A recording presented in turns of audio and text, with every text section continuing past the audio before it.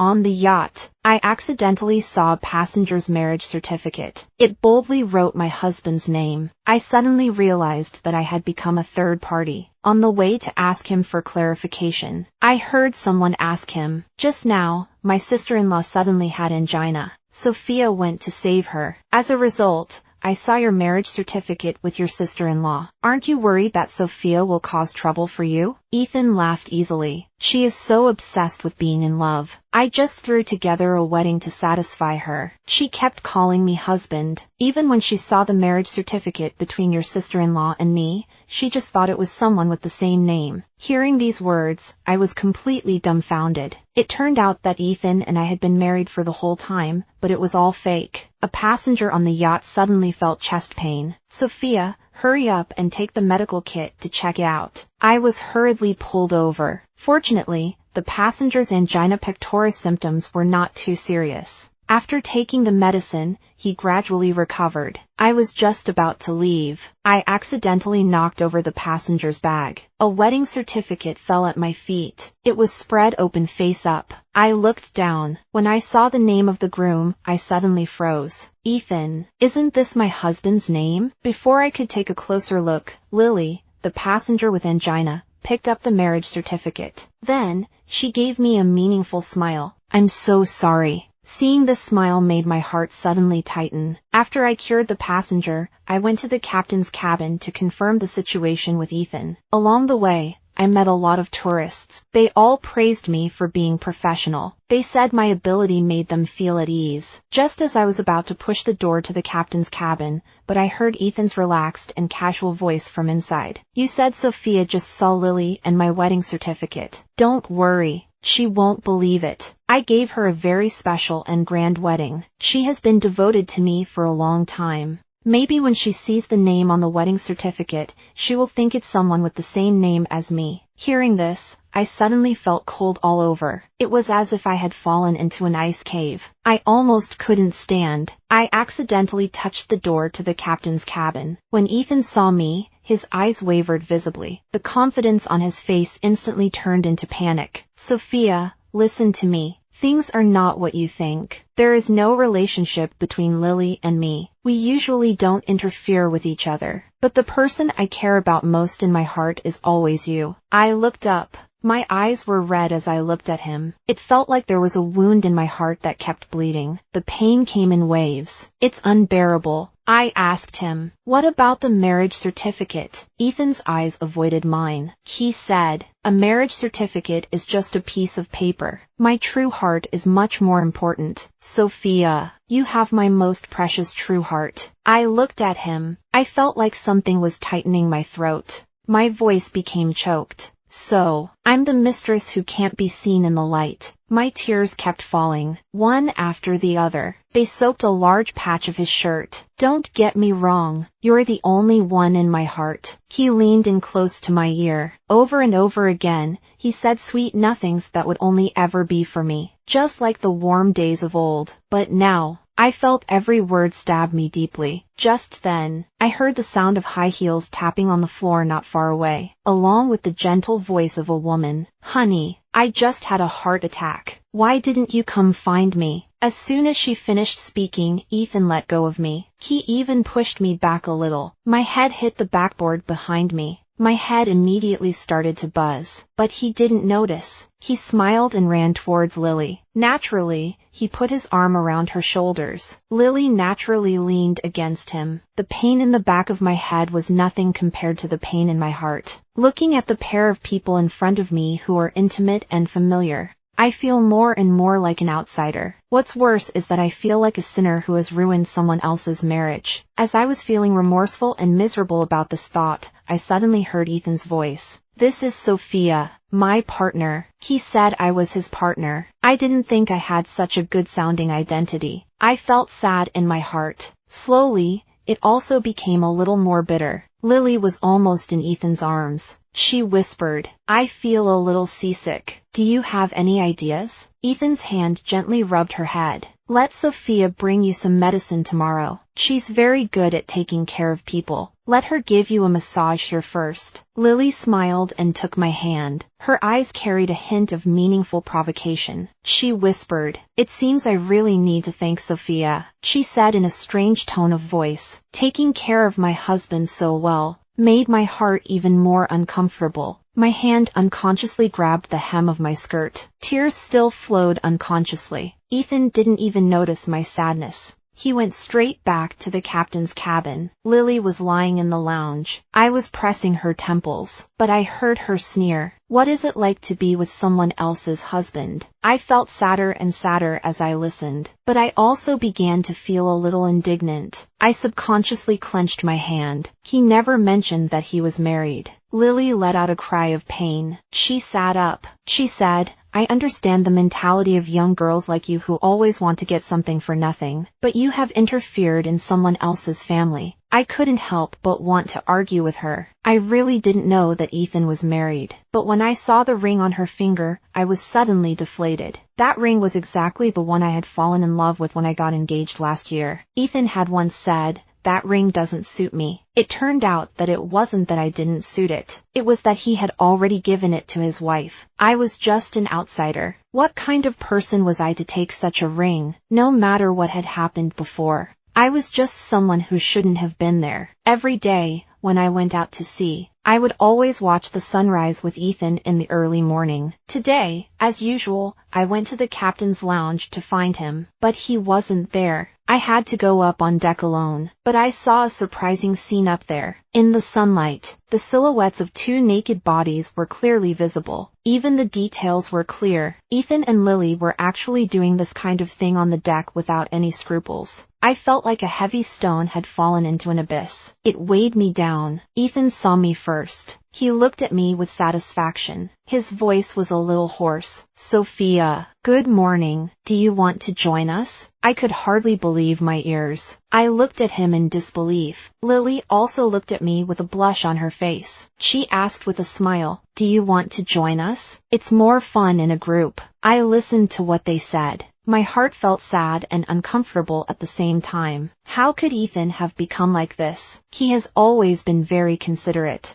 but now he actually did such a thing in public. What's more, I didn't expect it. He even took the initiative to invite me. I shook my head with trembling. Tears fell like broken beads. I didn't even want to watch my favorite sunrise. I just wanted to get out of this annoying place as soon as possible. At that moment, I heard Lily calling me. The motion sickness medicine mentioned yesterday. Take me to get it. I just turned around. I saw him helping Lily fix the straps on her underwear. When he moved, my eyes immediately felt a sharp pain. Every time we were together, he always waited for me to tidy up everything. Afterwards, he just casually lit a cigarette. He didn't care. Now, I finally understand. Love or not is always clear. As a third party, what right do I have to ask for so much? I clenched my hands tightly. I tried to suppress my emotions. I tried to stand firmly. Ethan slowly walked up to me. The marks on his neck seemed to hint at what had just happened. I looked at those marks. My heart felt a pang. It pressed on my heart like a tide. Breathing became difficult. Even my heartbeat was labored. Ethan pushed me hard. What are you doing? Hurry to the pharmacy. I didn't notice. I fell to the ground. I couldn't get up right away because of the sudden pain. Ethan kicked me in the back. He said, Stop pretending. I have to hurry and relieve the first mate. My back suddenly became stiff. I couldn't hold back the tears. I held onto the railing. I struggled to stand up. I could hear their laughter. I slowly walked towards the pharmacy. Before I reached the door, I heard my colleagues on duty talking. I heard them say that Sophia and Ethan had already gotten married. Then who was the person who came in yesterday? I heard that it was the real Mrs. Ethan. Sophia is actually the third party. The soundproofing on the ship is very poor. Everyone's discussion came clearly into my ears. My heart felt bitter. My hand was raised in the air. I hesitated to push open the door. I was so unbearable.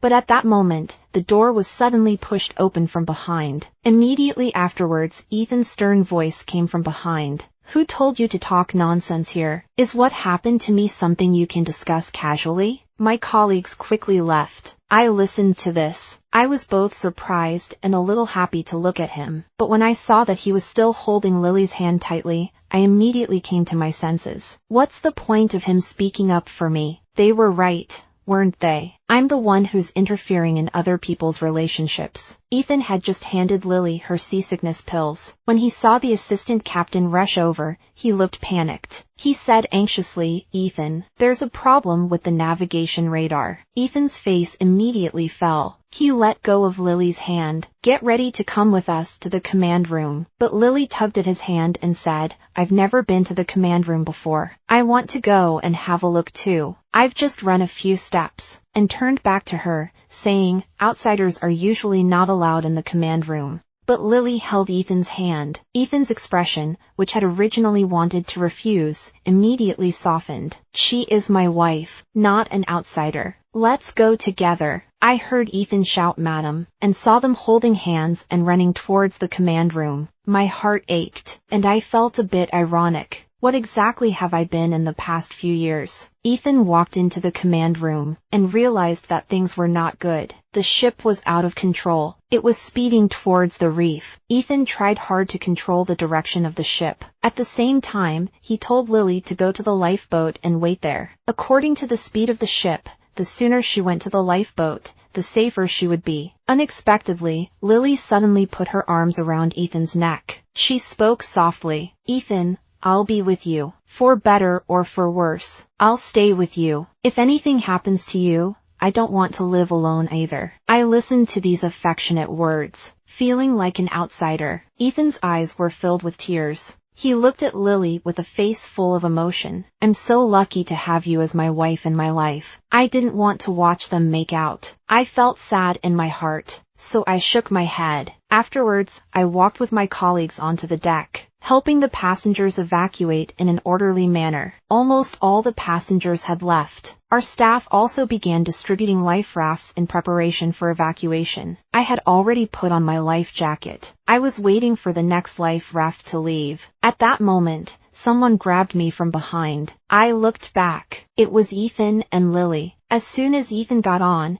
he tried to grab my life jacket. "Let Lily go first," he said. I held onto my life jacket tightly. I couldn't believe what I was seeing. I caught a glimpse of the reef getting closer. I shook my head firmly. Ethan frowned. He still tried to undo my life jacket. "You're the crew. Let the passengers go first." I looked at the lifeboat. I couldn't help but shed tears. I thought to myself, how can you be so irresponsible? He's trying to kill me. But I still clung to the life jacket. I refused to let go. "Now it's my turn." She said she wanted to face everything with you. Ethan didn't wait for me to finish. He pushed me hard. I fell to the ground. My chest and back hurt. I could hardly move. Ethan took the opportunity to take off the life jacket from my body and give it to Lily. "No, she is still young. She has a lot of time in the future. You can't die here with me. Then I can die here, right, Ethan? She's a few years older than me. My mind is blank. My body is completely weak." I watch the two of them, unable to let go of each other. My heart feels like a dead tree. Everything has lost its vitality. There is only emptiness and withering. Forget it. Let's just say I've chosen the wrong person. Let's just say I've done the wrong thing.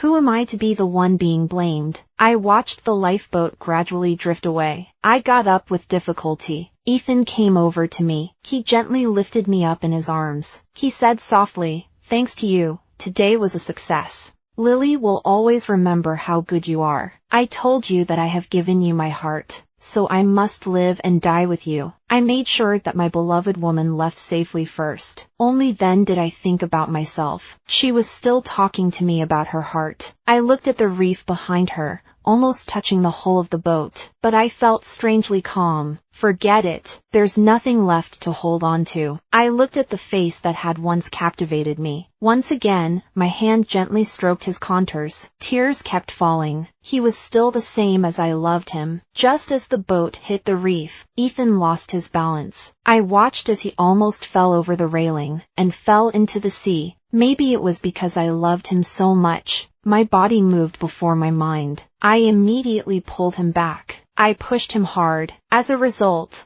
I fell from the deck into the sea. Ethan was taken aback by my push. He instinctively grabbed the railing inside. His eyes widened. His voice was full of fear. Sophia. Seawater kept pouring into my nose. It flooded into my lungs. The high pressure at the bottom of the sea made my chest and back ache. I watched the ship gradually recede. It became more and more blurry, but I felt an extraordinary calmness in my heart. I, the person who had done wrong, was preparing to face my inevitable end. Ethan had just managed to stand up. He wanted to rush over, but he was stopped by the staff member next to him. Captain, this is the middle of the sea. You will definitely die if you fall. No matter how hard you try, it's useless. The ship hasn't sunk yet. The best thing to do is to leave quickly. Ethan doesn't seem to understand. His eyes are red. He desperately tries to break free from the people around him. He pushes forward with all his might. Let me have a look.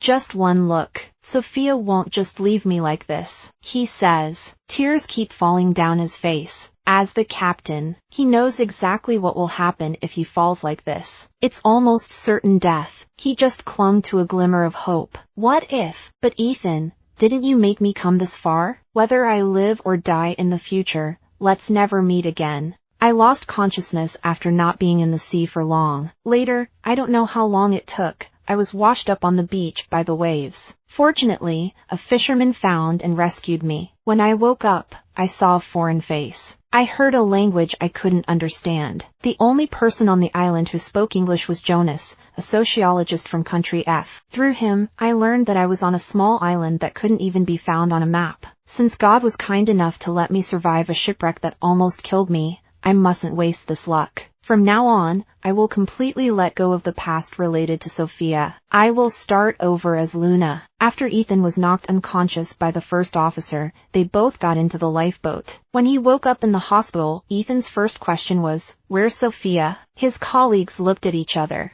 No one dared to speak. Only the first officer, who had worked with Ethan for many years, spoke slowly. "We've already sent someone to look for her. You understand." In that situation, falling into the sea basically means no hope. Ethan's eyes were full of determination. He said firmly, "No, that's impossible. You must send someone to look for him." He grabs the first mate's hand. He says firmly, "No, I'll go myself. I want to see him alive. I want to see his body." The first mate sighs. He shakes his head with a complex look in his eyes. "Why didn't you do something earlier?" Ethan looks at him emotionally. He has to agree. As soon as Ethan can get out of bed, he immediately goes to the beach to look for the person who was washed ashore. He also went from house to house along the coast asking, "Has anyone seen me?" From morning till night, he was like possessed, without a break. Little did he know, I had been washed up on a small uninhabited island by the waves. My new life would begin here. I took the new name Luna. I helped the islanders to get rid of malaria. On this island, this disease is incurable. They could only rely on witchcraft to pray for help from the heavens. However, I discovered a large amount of Artemisia on the island. As a healer, I have a responsibility to help them. At the same time, I also want to repay those kind people. They saved my life. I made medicine from Artemisia and cured those who had malaria. Seeing the people on the island gradually recover, I feel more and more useful. It turns out that my life has actually gotten better. The company has strict rules. Everyone has to suspend work and be investigated, and be prepared to be questioned at any time. Ethan searched the coastal area for half a month. In the end, he had to return to the country to participate in the investigation due to a notice from the shipping company. After the investigation was over, Ethan met Lily in front of the company. "Honey, how is it going? When I visited you, I found that you had already been discharged from the hospital. Are you feeling better now?" Ethan looked at her and couldn't help but recall the scene on the ship. His heart felt uncomfortable again. He casually told Lily, "I'm fine now." Lily walked over and took his hand. She whispered, "I heard that something happened to Sophia." Before she could finish speaking, Ethan shook off her hand. Lily saw Ethan suddenly lose his temper. She was shocked. Ethan questioned her, "If you hadn't insisted on getting into that lifeboat, Sophia would be dead. Ethan looked at her coldly. His eyes were devoid of any tenderness. He said directly, "You are the culprit who caused the disaster." After saying that, he locked Lily outside the car. Before leaving, he glared at her. "Jonas is my only friend on the island. We had a lot of fun together on the island. He really appreciated my actions of saving the islanders. After listening to what happened to me, he told me seriously, 'Luna, this is not your fault.' He hid his marital status. You were also deceived." Hearing these words, I suddenly felt enlightened. It turned out that I had always viewed this matter with an overly harsh attitude. I was too harsh on myself. I always thought I was a bad person. But in fact, I am also a victim. Jonas' expression became even more serious. "That gentleman deceived you. He is the root cause of all this." I looked at him. Tears flowed down my face. During all this time, he was the first person to tell me that I had done nothing wrong. Hearing his words, the knots in my heart suddenly dissolved. I felt a great sense of relief. I smiled at Jonas and said, "Thank you, Jonas. Let's go have a drink by the sea." We drank for the first time without any inhibitions. Nationality, skin color, language and religion were no longer barriers. On a breezy moonlit night, I finally truly accepted myself. Jonas offered to give me an identity and reintegrate me into modern society. I accepted his help. Ethan left the malaria cure with the islanders and boarded the boat to Country F. After returning home, he fell into a constant nightmare. Every midnight, he would dream of me falling into the sea. He could hardly sleep. Even if he managed to fall asleep, he would always dream about that day. He would wake up in the middle of the night. This went on and on. It made him restless all day. So, one sleepless night, he gently pushed open my bedroom door. No one had cleaned the room in over 2 months. It was covered in dust. When he first pushed open the door, in the faint moonlight, he could still vaguely see the fine dust floating in the air. Ethan found the first anniversary gift I had prepared for him on the dressing table. It was a scarf I had knitted myself and the game console he had always wanted. He gently stroked the scarf with his hand. I could imagine myself knitting the scarf. Unconsciously, tears had already fallen. "Sophia, I really love you. I miss you so much. Can you come back and see me? This house is full of the shadows of my life, but these shadows are like knives, and it hurts him. They say, when someone dies, their soul stays in the place where they spent their life. Are you still here? I admit it. I lied to you before. It was my fault. Can I apologize?" He looks lost. His face is full of expectation, but his eyes keep streaming with sad tears. In my room, I get drunk day after day. "Ethan, why did you do this? Why do you keep remembering someone who is no longer here? I knew this would happen. Why did you do it in the first place? In fact, we were wrong from the beginning. If it had just stayed at the relationship between the captain and the ship's doctor, that would have been great." Jonas helped me get a new identity in Country F. I got a job at a local private hospital. Before, I always wanted to travel around on a cruise ship. I felt free that way. But now, I'm actually getting more and more used to this kind of regular and stable life. Ethan was deeply affected by the shipwreck. He was left with a huge psychological scar. He never dared to go on a ship again. He also suffered from insomnia and drank a lot. His life became a mess. When Lily saw this, she insisted on taking him to see a psychologist. The psychologist diagnosed him with post-traumatic stress disorder.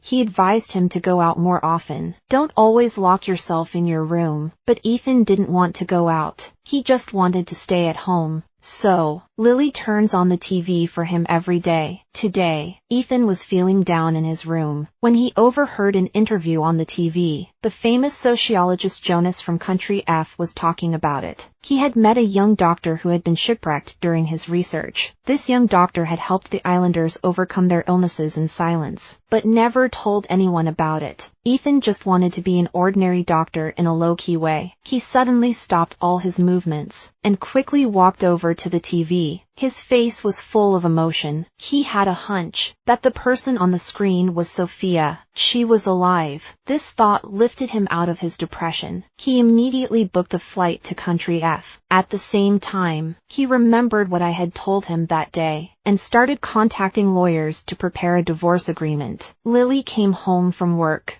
and saw the divorce agreement at a glance. She couldn't believe it. She picked up the agreement and stared at Ethan, asking, "What does this mean? You want a divorce?" Ethan was packing his bags. Without looking up, he told her, "Well, you get all the property. I don't want anything." Lily felt like she'd been struck by lightning. She immediately rushed over and grabbed Ethan's hand. Her eyes were red. "What's going on? What did I do wrong? Can I change careers?" Ethan shook her hand off. His eyes were unusually firm. "I have to go find Sophia. She's alone abroad. I'm a little worried." Lily felt that Ethan might be losing control of his emotions again. She quickly went up to him and hugged him. "Ethan, Sophia is gone." Before Lily could finish her sentence, Ethan violently pushed her away. His eyes were red. His face was full of anger. "Who told you to say those unlucky words? She gave you your life." Lily was knocked against the door. She felt a sharp pain in her back. Ethan handed her the divorce papers. He said, "Sign them quickly. Sophia is leaving. It's all your fault. She risked her life to save me. That means she must love me very much." Lily fell to the ground. She looked at the almost crazy man in front of her. Tears flowed unstoppably. The grievances and resentment that had built up over the years suddenly exploded.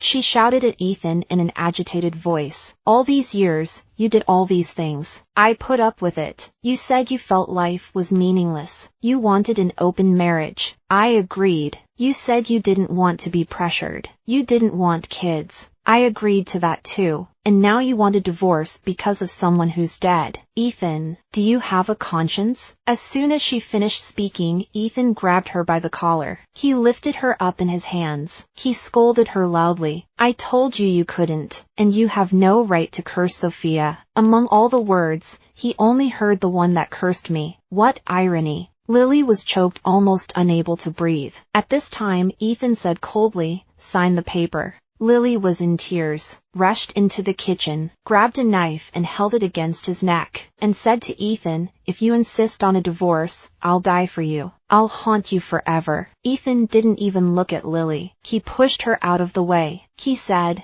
"Get out of my way. I have a plane to catch." Lily was in a mess. She sat in the doorway, tears streaming down her face. The kitchen knife was on the floor. She watched her husband walk out of the room in despair. After a long time, she booked a flight to Country F. No matter what happened to Sophia, she would bring Ethan back. As soon as Ethan arrived in Country F, he started asking around for me. He used Jonas Interview to determine the general area where I was. Then he went from door to door asking people there. After half a month of hard work, he finally found me in a local private hospital. I was in the emergency room, treating patients, when Ethan suddenly burst in. He was no longer the well-dressed, well-mannered captain he used to be. His face was full of stubble. He looked unkempt. He looked exhausted. His eyes were red. He was emotional. He walked straight up to me, grabbed my hand and shouted, "Sophia, I knew you were okay." I was a little surprised that he had managed to find me here. It also felt like it had been a long time. I hadn't been involved in Sophia's life for a long time. I pulled my hand away from him. Instinctively, I spoke in my native language, "You have the wrong person." Ethan's excitement did not diminish at all. He tightly grasped my hand, excitedly said, "I knew it was you. I will never forget your voice. Sophia, since you left, I really missed you. I'm really sorry about the past." I looked at him in this state. I just felt ridiculous. I didn't know how to cherish it when he was here. Now that he's gone, I miss him. Unfortunately, I have already paid the price of my life for trusting the wrong person. I don't want to get entangled with him anymore. I shook his hand again. I looked at him coldly. I told him to leave directly.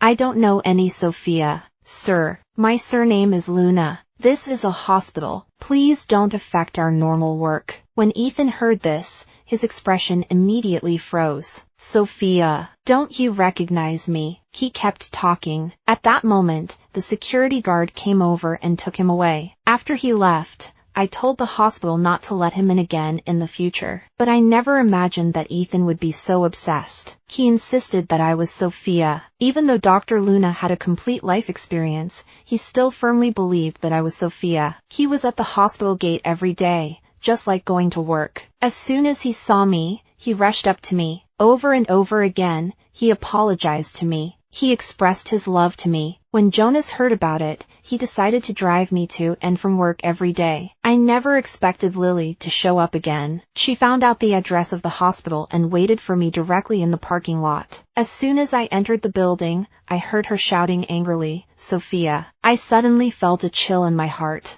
I resisted the instinctive urge to turn around and continued walking towards Jonas' car. Unexpectedly, with the sound of high heels, someone grabbed me from behind. Immediately afterwards, I was pulled around. I had to turn around. "It really is you. What gives you the right to come and destroy my family?" I immediately broke free of her grip. I stared at her coldly. "I'm not Sophia." She grabbed my hair. She said emotionally, "Don't pretend. I know it's you. People like you who destroy other people's families are really persistent. You're still haunting Ethan even after you're dead." "Haunting me? Who is haunting whom now? I have left this place. I have gone abroad. I have started a new life. Now it is you who have come to disturb my life." I got a blow on the head. I was very upset. I kicked her directly. She was knocked to the ground by my kick. Before she could get up, she grabbed my trouser leg and shouted loudly in the quiet car park. People passing by stopped to watch us. I suddenly felt very embarrassed.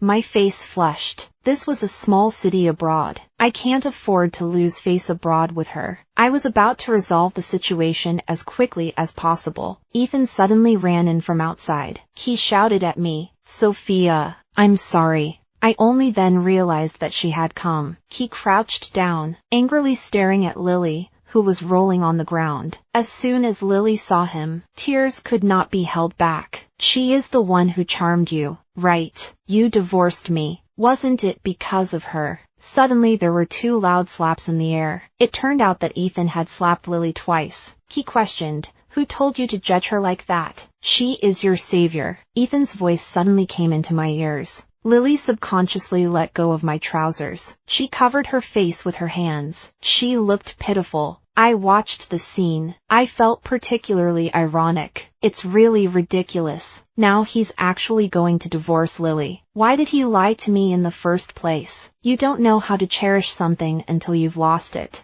It really is like that. I listened to their conversation. I felt a bit ridiculous. At that moment, I saw Jonas running over from afar. His face was full of anxiety. I quickly ran towards him. I really didn't want to be watched by others here. I didn't expect to see them again so soon. In the middle of the night, the hospital called. They said there was a patient who had taken an overdose of sleeping pills and tried to commit suicide. They asked me to go deal with it. When I got there, I found out it was Lily. My colleague told me the patient's ex-husband found her. He was worried something had really happened, so he rushed her to the hospital. He's calling himself her ex-husband now. It's really laughable. I took the documents to get him to sign them. I saw the smug look on his face. He said to me, "I've already made her sign the divorce papers. We can finally be together. I'll marry you with honor." I gave him a cold stare, handed him the papers, and said sternly, "Ethan, leave me alone. I've finally started a new life. I don't want to have anything to do with you." He quickly took my hand. His eyes reddened. Tears welled up in his eyes. "I've thought it over. I do love you. You're the only one I want in my life. Let's start again, okay?" He was about to continue. I interrupted him immediately. "We can't go back to the way things were. Love has an expiration date, and my feelings for you are over. I don't want to be with you anymore." Ethan's eyes were red. Tears kept running down his face. He gripped my arm so tightly that he almost left a mark. He asked excitedly, "You were willing to give your life for me back then. Don't you love me?" I looked at him calmly and said, "Sophia loved you enough to give her life for you, but she died in the shipwreck. Luna no longer has any feelings for you. Please leave her alone." Ethan's hand suddenly let go. His face was full of despair. At that moment, Jonas rushed in from outside the hospital. He pulled my arm out of Ethan's hand with all his strength. He shouted at Ethan in broken Chinese, "What are you doing?" Ethan's eyes, which had been full of despair, suddenly became sharp as soon as he saw him. He asked, "Who is he?" Jonas continued, "I'm her boyfriend. I was a little surprised. I looked at Jonas with a puzzled expression. Jonas, however, put his arm around my shoulder. He gave me a gentle pat, signaling me to stay out of it. Ethan heard the mispronounced but provocative words, and swung his fist angrily. He yelled, "What kind of dreams are you having? You can't even speak Chinese well. What's the point? You still want to be her boyfriend." Jonas didn't quite understand, but he felt that the other person was scolding him. He sidestepped, and spoke in English instead. "After you got married, you lied to her and said you were unmarried. Now you've put her in a state of self-blame and pain. What's more important is that, during the shipwreck, you let her die in place of your wife, but she saved you. Your connection with her ended with that life." After hearing Jonas' words, Ethan's previous arrogance had completely disappeared. Indeed, he had done many things to hurt me, and he had also done many things to hurt me. Why should he expect me to forgive him? Seeing that he was in a low mood, Jonas took the opportunity to pour oil on the fire. "The key point is that she no longer loves you. Are you willing to let her go?" Ethan felt a sharp pain in his heart at Jonas' words. He opened his mouth, but nothing came out. His hand went up in the air and then down again. Seeing me holding Jonas' hand, he withdrew his hand himself. Finally, Ethan left listlessly. He looked lifeless as a whole. He looked very decadent. Jonas' voice interrupted my thoughts. He shouted, "Luna, I just said that I'm your boyfriend. I didn't just say it." I immediately turned around to look at him. I noticed that his face had turned red. He was also a little evasive. I actually understood what he meant. I teased him with a smile. "So what did you really want to say?" This person who is so influential in academia. At the moment, he was bowing his head, like a student answering a teacher's question. "I really like you. Can we?" He hadn't finished yet. I smiled and walked up to him and hugged him. Since I've started a new life, I should hug my new boyfriend too. After Lily woke up, she was in a low mood. She checked herself out of the hospital. After leaving the hospital, she got drunk late at night in a bar in a foreign country. Later, in the middle of the night, she was found by a local homeless person and taken away. She was eventually killed. Someone saw me arguing with her. That's why I was notified to identify the body. I contacted Ethan and asked him to help contact her relatives in China. But Ethan told me she was an orphan. She had no one to depend on. The only thing she could depend on was her feelings for Ethan. I looked at Lily. She was already covered in white cloth. Only the hand holding the ring slipped down. A feeling of desolation welled up in my heart. She had already divorced Ethan, but she was still holding the ring tightly in her hand. She was also a pitiful person. She had constantly compromised in her relationship with Ethan, but in the end, he abandoned her. I felt a little relieved. Fortunately, I survived the shipwreck. I had the chance to start a new life. I thought Lily's death and Ethan's visa expiration would be the end of this farce between us. But no, a month later I saw him again. I took the hospital's offer to support them in Africa. Jonas also happened to be going there for research. The day I arrived at the aid site, I met Ethan, who had flown in from the country. He could no longer work as a ship's captain. He was plagued by nightmares every day. Just 1 month later, his hair had turned completely white. I almost didn't recognize him at first. When he saw me, he immediately came running towards me. The captain, who used to be in perfect health, was panting from the effort of just a few steps. He shouted, "Sophia, you've finally arrived." I took Jonas by the arm and a medical kit in the other.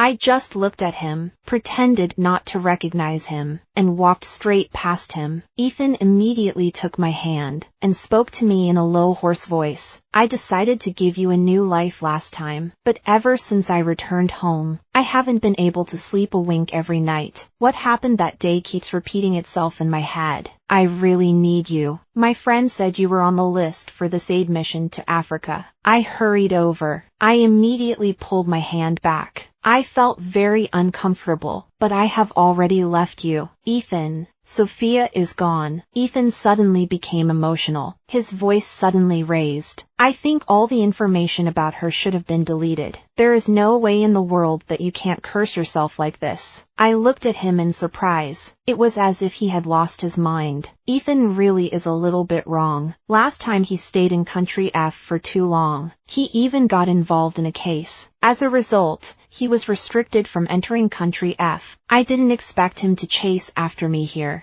But what's the point of you being so persistent and affectionate now? We're long over. There are already quite a few people looking over here. I really don't want to cause trouble just after arriving in the country of assistance. At this time, Jonas whispered in a not quite standard Chinese accent, "Go away." Ethan was already unhappy with Jonas' presence. Now he was even more angry. "You foreigner." I don't want to argue with him. Ethan quickly took Jonas and left. This time Ethan seemed to have made up his mind. He waited for me every day downstairs at the hotel. If I didn't see him, he simply ran to the entrance of the hospital where I was working, and knelt there. The weather in Africa is hot and dry. Ethan knelt at the entrance for 3 days, begging for forgiveness. He finally fainted. My colleagues saw a foreigner lying there. They were worried about getting into trouble. They quickly carried him inside. After cooling Ethan down and rehydrating him, the first thing he did when he woke up was look for me.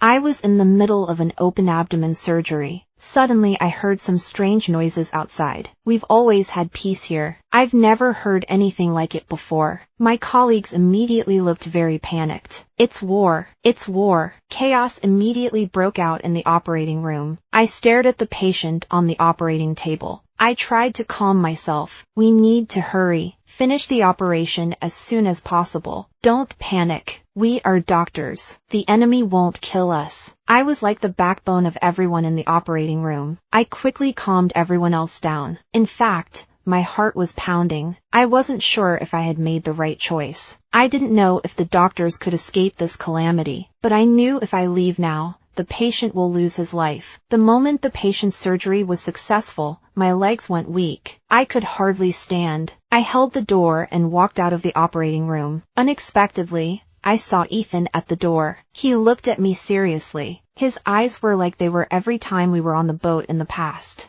"You did well." I was a little dazed, but seeing the people coming and going in the corridor, I quickly came to my senses. This is a country in war. Despite our personal differences, we are both from the same country. You should go back quickly. Contact the embassy and arrange to go home. Don't get into trouble here. Ethan's eyes suddenly lit up. A happy expression appeared on his face. "Are you worried about me?" I didn't know what to say for a moment. At that moment, I received a call from Jonas. He had already gone to the neighboring country for inspection yesterday. He is not in the area now. I told him that I would evacuate with the others. The ship from country F is moving too slowly. I haven't heard from the embassy. Ethan, on the other hand, had received word from the embassy of his home country early on. He told me, "You're coming with me." I was a little annoyed. Country F's efficiency was too low, especially in an emergency. The problem was even more obvious. However, I have now cancelled my previous identity. Just come over. Your home country will not abandon you. Ethan insisted that I run with him to the nearby pier. He said, "I must bring you back." I didn't keep my promise when I first set sail. Now I must fulfill it. We were only a few hundred meters from the ship when we suddenly encountered a group of anti-government militants. They fired indiscriminately. Ethan held me tightly behind him. He protected me all the way. He stood in front of me like a shield. When we reached the pier, he was covered in blood. The blue t-shirt was stained red. My white dress was soaked with his blood. The Navy at the pier saw 2 Asians running over. They hurried over to ask what had happened. I took out Ethan's passport. I asked the soldier to take him to the hospital quickly. Without a passport, I felt a bit embarrassed. The soldier looked at me and asked, "You speak Chinese so well. You are from Hong Kong." I didn't know whether to shake my head or nod. The man laughed. He asked me, "Can you sing the national anthem?" I brightened up. I immediately sang out loud. My singing sounded especially harmonious amidst the gunfire. They let me board the ship, but they told me that Ethan's injuries were too severe. He could not be saved. I saw Ethan in bed. He was dying. His body was covered in blood. He weakly took my hand and spoke his last words. "I have repaid the debt I owe you. Can you forgive me?" Ethan died. In the last moments of his life, he saved me with his life. I felt mixed emotions, but also a sense of relief. I did love him with all my heart, and I did hate him with all my heart. But now it's all over. The dust has settled. Peace has returned. I will continue to be a doctor as Luna, healing people, living a happy life with Jonas.